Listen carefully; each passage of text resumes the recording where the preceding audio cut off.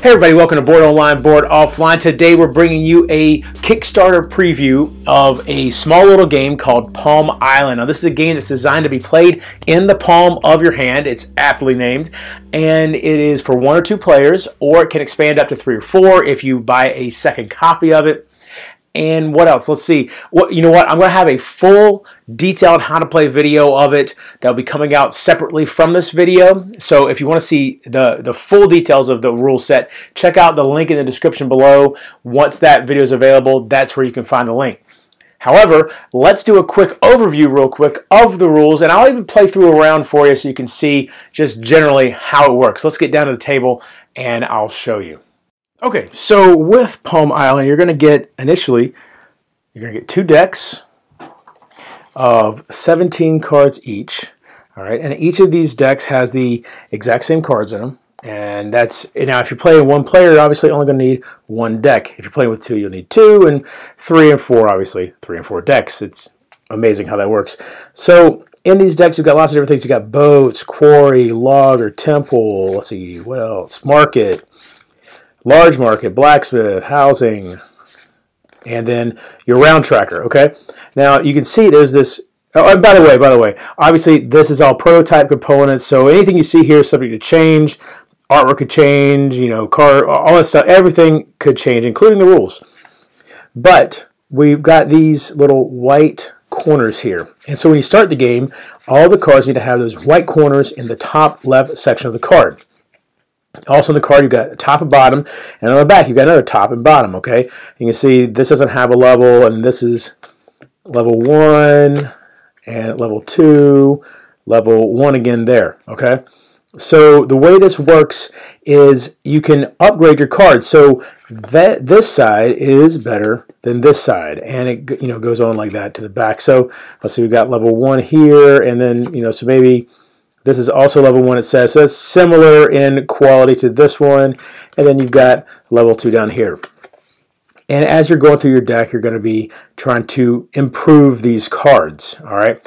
So I'm going to take out that real quick. The first thing you're going to do is you're going to shuffle the deck up. And here's the cool thing. It's not necessary that you blindly shuffle it. You are allowed, to be able to see where everything has fallen in the deck, all right? So anyway, you shuffle everything up. The round tracker goes in the back of the deck, okay? Now, right here, this is the cost to flip the card. This is the cost to rotate the card, all right? I can't do either one because I haven't stored any any resources at all. So the deck stays in my left palm, in my left hand, and then the other card that I'm currently using is in my right hand. So you have access to 2 at a time. All right, now I look here. Here's another card that has a cost and doesn't provide any resource or anything like that. So again, nothing I can do with this one. So now this one is going to slip into the back of the deck. Now housing, I pull that off into this hand, and again, okay, this is I've got a quarry here. Now this one could potentially give me resources. However, to start off with, it doesn't. So I'm going to have to slip housing in the back, and I'll pull quarry out. All right, now here we've got a logger, and for free, that symbol means that I can store it. So the way you store is you turn sideways, slip it in the back of the deck, and now I have 1 log currently stored that I can use later. So now we're looking at this again, and this to rotate this card, it's going to cost me 2 logs, and but to flip it would cost 2 fish. I don't have 2 logs; I have 1 log, not 2. And over here, this to flip it would be, or rotate it, would be 1 log, 1 fish, and 2 stone. I don't have that either. So quarry's got to go in the back. Pull the temple off the top. All right, okay, we've got some boats here, all right? So I can store for free, store the fish. Now, you can store up to 4 cards this way. So now let's see what we've got. Again, this one, if I had 2 stone, then I could flip or rotate the temple. And by the way, the reason why I'd want to rotate the temple is these are victory points. And at the end of 8 rounds, your victory points are your score. But you only get victory points if they're in the active section of the card, which is the top section of the side that's facing up. However, I can't do anything with that. But look over here.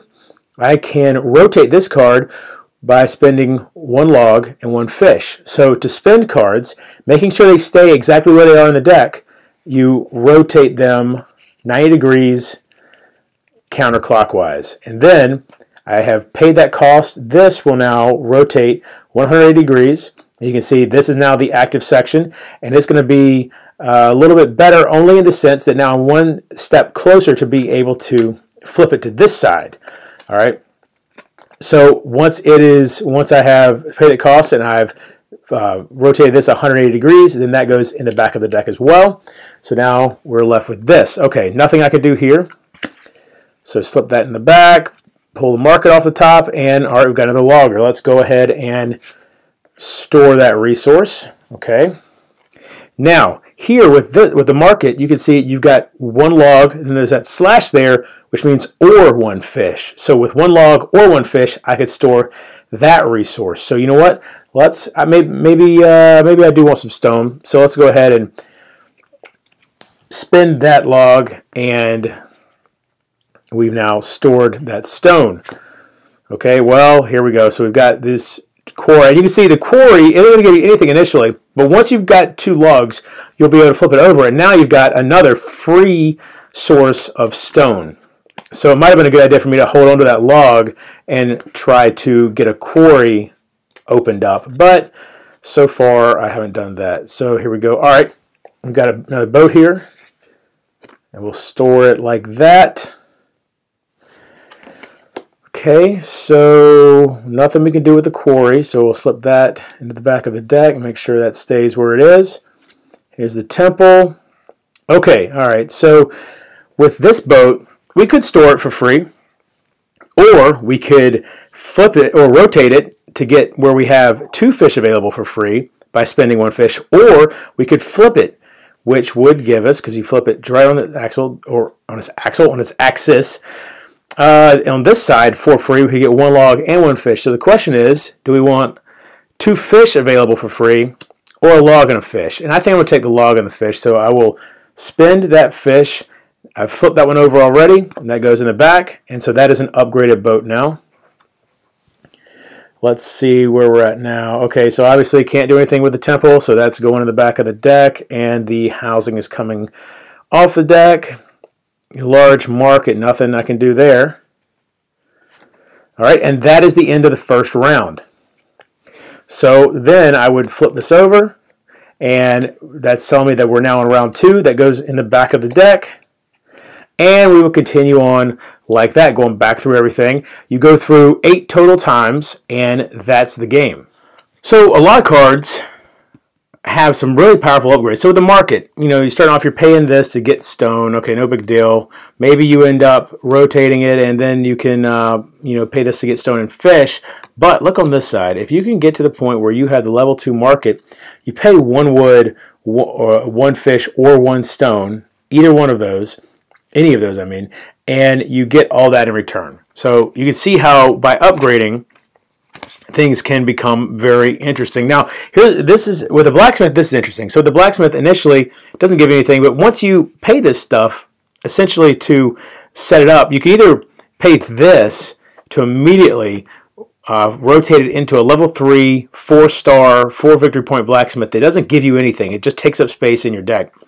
Or you can first flip it to this side, spend some time either up here is a level 1 or over here is a level 2 blacksmith that gives you all these resources, and then as you near the end of the game, but see, notice there's no victory points here, so as you near the end of the game, then you can spend those resources to flip it over here, and now you're at the level 3 blacksmith that gives you 4 stars. Meanwhile, you got stuff like the housing that's never ever going to give you resources, but instead you can start leveling it up. You level up once and you've got 1 victory point. Then next time you're going to flip it over and you're at 3 victory points. And if you can get that last one done, now you're at 6 victory points. So let's see what other cool idea. Like the logger is another one that starts off giving you resources, and you can flip it over this way and then flip it this way. It's giving you 2 resources, and then if you can time it right at the end of the game, flip it this way, no more resources, but 5 victory points. And so there's a lot of cool ideas in here. The temple's one that doesn't give you anything, but if you can get it all the way leveled up, 10 victory points. It's pretty amazing. Let's see what else. Oh, the large market is an interesting one. There's only 1 large market in the deck, and it can be expensive to use. And initially, you can see there's not very good return, so you're probably going to want to try to do one of these as quick as possible. You flip it this way, you can get a whole bunch of logs going, a whole bunch of wood going here. Or if you flip it over here, you've got a whole bunch of stone. And over here, you've got a whole bunch of fish. So you just can set it up how you see fit. Once you flip it to this side, you can't get it back, though. So if the logs are what you're wanting, you've got to kind of watch out. But the stone can be more rare until you've managed to level up your cards appropriately. Okay, so then with the two-player competitive version of the game, both of you will be going through your decks just like normal, flipping through them, and the first one to reach their round track marker, whoever reaches it first would, and obviously you'd be on the same round, so whoever reached it first would then get to choose first which one of these they wanted to buy. And obviously, they're all currently the same price, and that may stay that way. And so the first person is going to want to buy the 4-star one. And so really it rewards you for making it to the end of the round with resources still available. That's the key. You got to save resources to be able to buy these. So if you don't have the resources, even if you make it to the end of the round first, then not going to do you any good, and the second place guy will get his pick. And so once you purchase one, you immediately flip it over this way, and it becomes those victory points for the end of the game.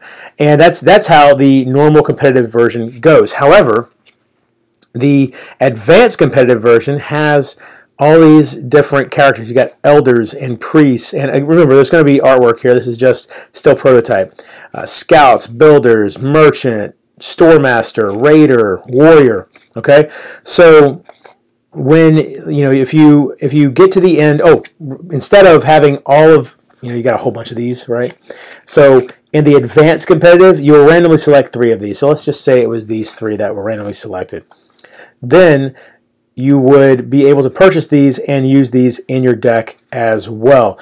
And so for instance, the priest, you pay the 2 fish, 2 stone, and then the priest 1 victory point for each house upgrade level. So that's really going to add to that.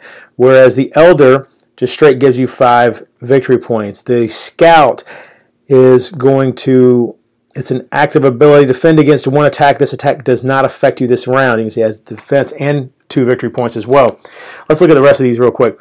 We've got builder. Whoa, it's flying away. We've got builder right here. You pay the 2 wood and 2 stone, and reduce the cost of 1 building upgrade by 1 resource of any type. All right, but he doesn't give you any victory points. Meanwhile, we've got the merchant over here. 1 victory point for each market upgrade level. The store master, increase your stored resources limit, or increase your stored resource limit to 5 for this round. And then we've got the raider. This round, all even your own temple upgrades cost +1 fish. And again, the same thing for that warrior. And then finally, we have the cooperative mode. So again, both players playing. You're going to choose one of the designated, or one of the possible disasters to occur. We got famine, hurricane, and eruption. All right, so this difficulty, that's the difficulty level that shows you how difficult this is going to be. So when, let's see, let me make sure we've got, facing the wrong way. We need, that's where you start. That one, and okay. So with basically the way this is going to work is when you're going through your deck, at the end of the round, you and your partner are going to try to pay this cost collectively. Any number of resources can come from any player. If you're able to pay this, you flip it over. At the end of the next round, if you're able to pay this, you flip it over this way. And at the end of the next round, if you're able to pay that, then congratulations, you've successfully defeated the famine, okay? Now, obviously, you don't have to do it every round. You have 8 rounds total to complete this. If you complete it, then at the end of 8 rounds, whoever has the lowest score in their deck, that's the group score for the game.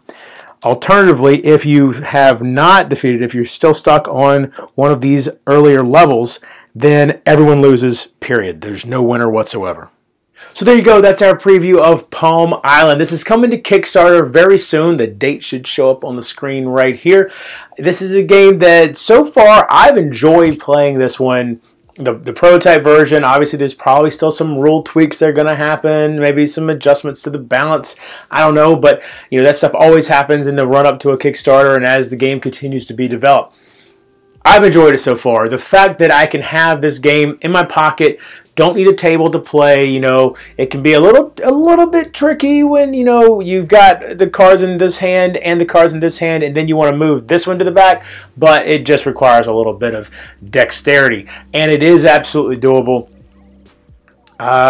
There certainly seems to be interesting choices in the game when you're playing. It's not just, well, if I've got the stuff to upgrade the card that's currently on top, then obviously I'm going to do that, because there's certain cards that unless you plan for them, for instance, I've never made it to the maximum level of the tempo. I've never got the tempo all the way upgraded, and it's because I don't feel like I have planned well enough to get there. So that's something that I'm hoping I can kind of figure out as time goes by. The best way to store up the resources to be able to upgrade that temple. I've enjoyed it a lot.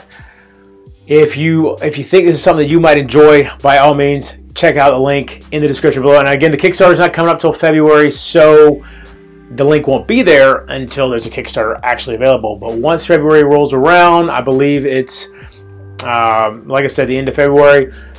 Check it out then if it's something you might be interested in. And thanks for watching. Until next time, if you're bored online, bored offline.